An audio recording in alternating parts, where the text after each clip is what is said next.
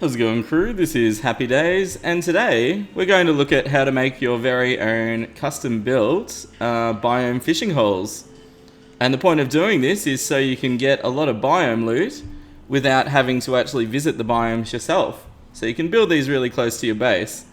So yeah, we're going to look at how to build them, what the measurements are, and yeah, just showing you how simple it is to get it all happening. Alright, let's get started.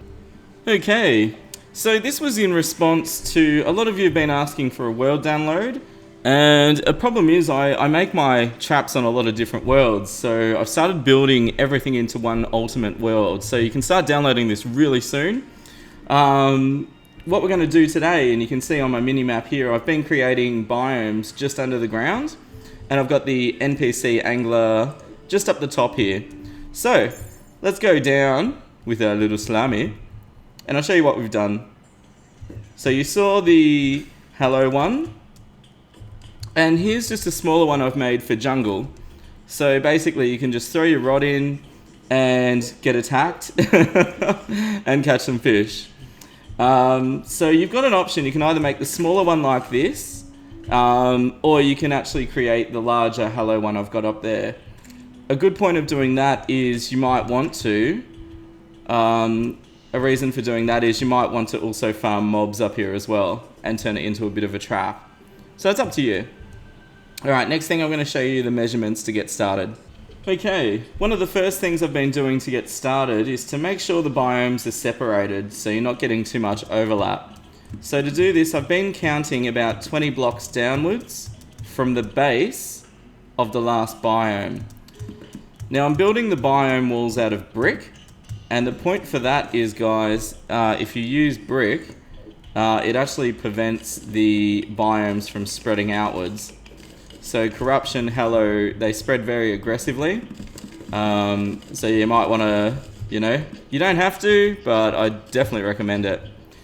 Okay, the next thing we need to do is dig downwards. And it's 65 blocks deep to include a pool that's deep enough. So...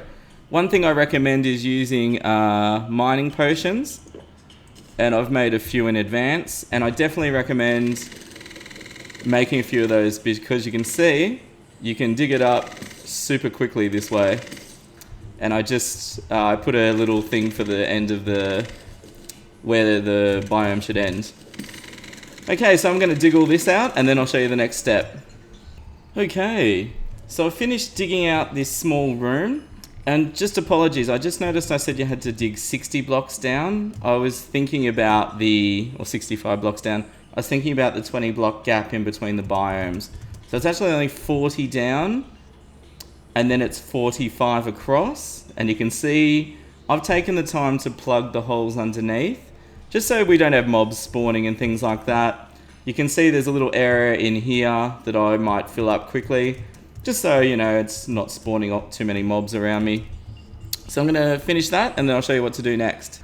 Alrighty, the next thing we need to do is make plenty of grey bricks to line the walls of the biome with. You just need to stand in front of a forge, and I just use stone blocks, although you're more than welcome to use any other coloured blocks that you wish. I only use stone blocks because usually once I get to this stage of the game where I'm building biomes and stuff, I've got so many chests full of stone blocks that, yeah, you may as well use them up. Alright, so when you're making your biome walls, they need to be 5 blocks wide in every direction. 5, just like that. I'm just going to use another builder potion. So 5 wide, so a really good and easy way to do it is just go 1, 2, 3, 4, 5, and then just take your time, sort of slowly making the walls up and down like that. You can make it thicker if you want, but 5's all you need. And same for the base, we've got 1 already, so 2, 3, 4, 5, and then lining the walls this way. Just like that, and you need to do that right around the whole perimeter of your biome farm. So I'm going to do that and show you the next step after. Okay, welcome back.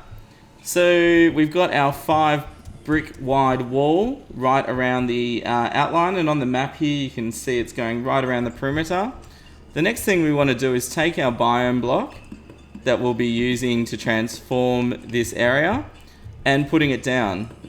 So the minimum blocks present for corruption is to have 200 biome blocks. So I had just over 200 there, so I'm going to place the bricks on the bottom, or the stone.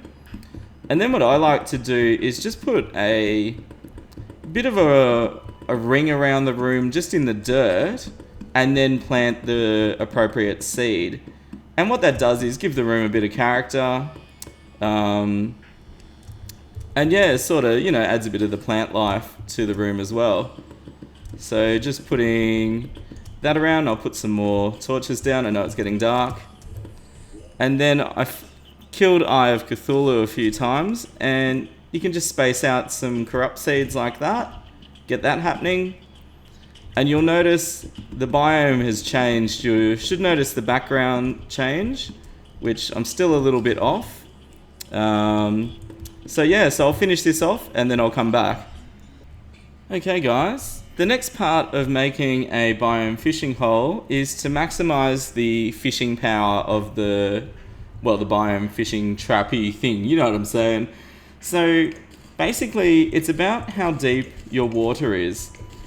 And to get the maximum power, or to minimize the penalty for fishing, you need a 25 brick wide hole in the ground, 25 wide, and then you need to make it 12 high. And what that'll do, that'll put 300 blocks or units of water in your trap. If you check the wiki, and I'll put the link to the page in the description, what will happen by doing this, guys, is you actually minimize the penalty you get off your fishing power. And it starts at 300 units of water, full power.